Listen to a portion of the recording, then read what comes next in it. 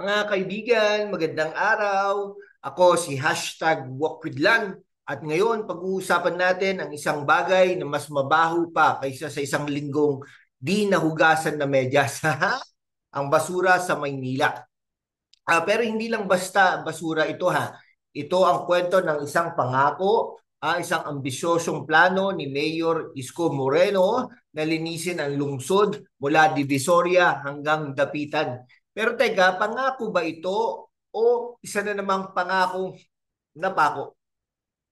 Si Yorme Isko Moreno, ang dating aktor na naging alkalde, ay nangako, Maynila, lilinisin ko. Pero madali sabihin yan, mahirap gawin. Sa susunod na ilang mga minuto, susuriin natin ang kanyang plano, ang mga hamon at ang mas malalim na ugat ng problemang ito. Kaya mga kaibigan, mag-subscribe na, i-like ang video at mag-comment ng Linis Maynila sa ibaba.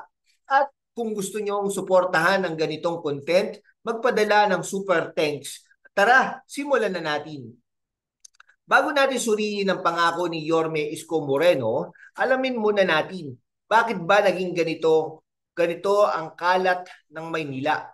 Ang Maynila, mga kaibigan, ay dating tinuturing na perlas ng silanganan. Noong panahon ng mga Amerikano, ito ang sentro ng kultura, kalakalan at progreso. Pero ngayon, parang naging perlas ng basura na. Seryoso ha, ang problema ng basura sa Maynila ay hindi lang dahil sa mga tamad magtapon sa tamang lugar, may mas malalim na dahilan, no? Overpopulation. Maynila ang makapal na lungsod sa mundo na sa densidad ng populasyon. Mahigit 1.9 milyong tao sa 42.88 kilometers. Sa ganyang siksikan, paano mo maayos ang basura? Kawalan ng disiplina. Aminin natin ha, marami sa atin guilty sa pagtatapon ng candy wrapper sa kalsada. Sino rin to ang may kasalanan? Sabihin mo sa comment section. Ang dalawang kontratista ng basura ng binanggit ni Isko, sila ang sentro ng problema natin mamaya. Ang basura ay hindi lang pisikal na dumi. Ito'y simbolo ng mas malalim na sakit ng lipunan, korupsyon, kapabayaan, at kawalan ng koordinasyon. Pero teka, bago tayo magmalalim, pakinggan natin ang orihinal na pangako ni Yorme. I will do my best. I hope the two contractors of garbage collection will have a different approach under our administration, sabi niya. No? So ano nga ba ang plano ni Isko Moreno? Simple lang ang sinabi niya. Lilinisin niya ang Maynila. Pero paano? Sa kanyang panayam, binanggit niya ang dalawang kontratista ng basura. Ang sabi niya, kung hindi sila makakasunod sa kanyang pamantayan, hindi siya mangingimngim na putulin ang kontrata. Nako, astig, di ba? Parang linya sa action movie. Pero mga kaibigan, ang paglilinis ng Maynila ay hindi kasing simple ng pagwawalis ng sahig. Narito ang mga dapat niyang gawin. Pagpapabuti ng koleksyon.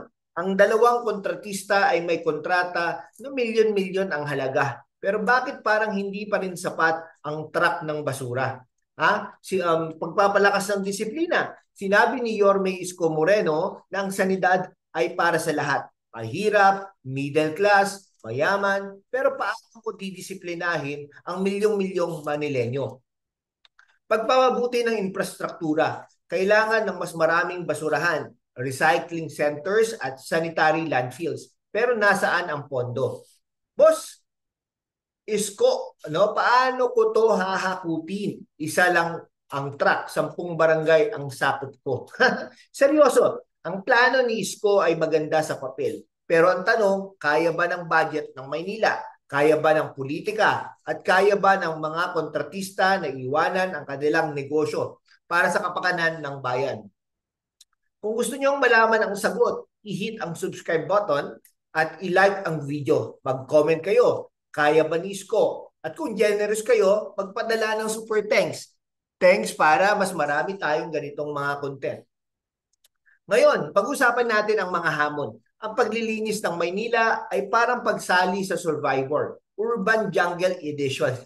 Narito ang mga kalaban ni Isko. Ang kontratista ng mga basura. Ang dalawang kontratista na binanggit ni Isko ay matagal nang hawak ang koleksyon, ang basura sa Maynila. Pero bakit parang laging kulang ang serbisyo? May bulungan na ang kontrata nila ay puno ng lagayan. Totoo kaya ito? Hindi natin masasabi, pero ang sabi ni Isko, kapakanan ng bayan, hindi negosyo nila. Kaya ba niyang labanan ang interes ng mga malalaking kontratista? Ang politika sa likod ng basura. Ang basura ay hindi lang logistical problem ha. Ito ay political problem. Ang bawat barangay ay may kanya-kanyang kapitan at ang bawat kapitan ay may kanya-kanyang style sa pamamahala ng basura. Paano sasabayin ni Isko ang 896 na barangay ng Maynila? Ang kultura ng Manileño. Aminin natin, marami sa atin ang may bisyo ng pagtapon ng basura kahit saan. Uy, joke lang. Pero seryoso ha, paano babaguhin ni Yorme Isko ang ugali ng milyong-milyong tao? Mga kaibigan, ang Maynila ay gumagawa ng 42,000 na toneladang basura araw-araw. Kung isasalansan mo yan, mas mataas pa yan sa Torre ng Pisa. Kaya ang tanong, kaya ba ni Yorme Isko Moreno na gawing Singapore ang Pilipinas ang Maynila?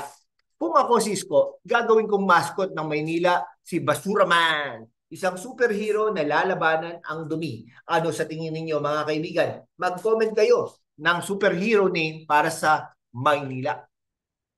Mga kaibigan, ang basura ay hindi lang pangit sa mata. Ito ay issue ng kasulusugan, dignidad at pagkapantay-pantay. Sinabi ni Yorme Isko Moreno na ang sanidad ay para sa lahat.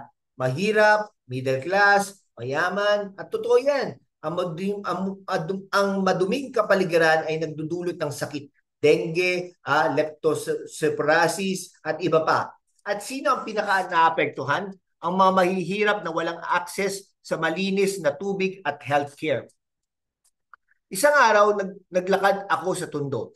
Nakita ko ang isang batang naglalaro malapit sa tambak ng basura. Naisip ko, ito ba ang hinintay natin para sa susunod na henerasyon? Ang plano ni Yorme Isko Moreno ay hindi lang tungkol sa pagwawalis ng kalsada. Ito ay tungkol sa pagbibigay ng dignidad sa bawat Manileño. Pero narito ang kritikal na tanong. Paano natin masusukat ang tagumpay ni Yorme Isko Moreno sa bilang ng basura na kolekta, sa bilang ng barangay na nalinis o sa bilang ng ngiti ng mga batang tulad ng nakita ko sa Tondo? Ang basura ay hindi lang pisikal na bagay, ito'y salamin ng ating lipunan. Kung hindi natin maayos ang problema ng basura, paano natin maayos ang korupsyon, kahirapan at kawalan ng disiplina? Ang plano ni Yorme Isko Moreno ay isang pagsubok hindi lang sa kanya kundi sa ating lahat. Kung naantig kayo sa kwentong ito, i-share na ang video na ito, mag-subscribe, mag-like at mag-comment ng kalinisan para sa lahat at huwag kalimutang ang super thanks nyo na magpapalakas ng content natin. Ngayon, ang million-dollar question, magtatagumpay ba si Yorme Isko Moreno? Tingnan natin ang mga senaryo. Best case scenario si Isko ay magiging basura man ng Maynila. Ang kontratista magbabago, ang Manileño didisiplinahin, at ang Maynila magiging kasing linis ng Singapore. Pangarap to mga kaibigan. Worst case scenario, ang kontratista mananatili makapangyarihan, ang politika magpapabigat sa plano, at si Isko may iniwan sa kanyang pangako. Sana naman, hindi ito mangyari. Realistic scenario, si Isko ay magkakagawa ng pagbabago pero hindi overnight. Ang Maynila ay magiging mas malinis pero hindi pa rin perpekto. Ang mahalaga, may progreso.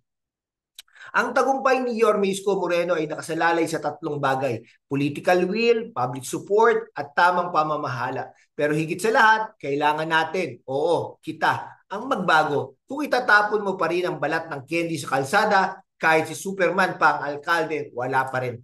Kaya mga kaibigan, kung gusto nyong maging malinis ang Maynila, simulan natin sa sarili natin. Itapon ang basura sa tamang lugar at itapon din ang masamang ugali. Mga kaibigan, ang plano ni Isko Moreno na linisin ang Maynila ay hindi lang tungkol sa basura. Ito ay tungkol sa pagbabago, dignidad at pag-asa. Pero ang pagbabago ay hindi mangyayari kung si Isko lang ang gagawa. Kailangan natin lahat, ikaw, ako, at ang kapitbahay mong laging nagtatapon ng basura sa kanal. Kaya ito ang hamon ko sa inyo. magtapon ng basura sa tamang lugar, suportahan ang mga plano para sa kalinisan, at higit sa lahat, maging bahagi ng pagbabago. Kung nagustuhan nyo ang video na ito, i-hit ang subscribe button, i-like at i-share sa mga kaibigan nyo, mag-comment kayo, sama kayo sa Linis Maynila, at kung gusto nyo mas maraming ganitong content, magpadala ng super thanks. Salamat sa panonood, mga kaibigan, at hanggang sa susunod na video, mag-ingat kayo at itapon ang basura sa tamang lugar.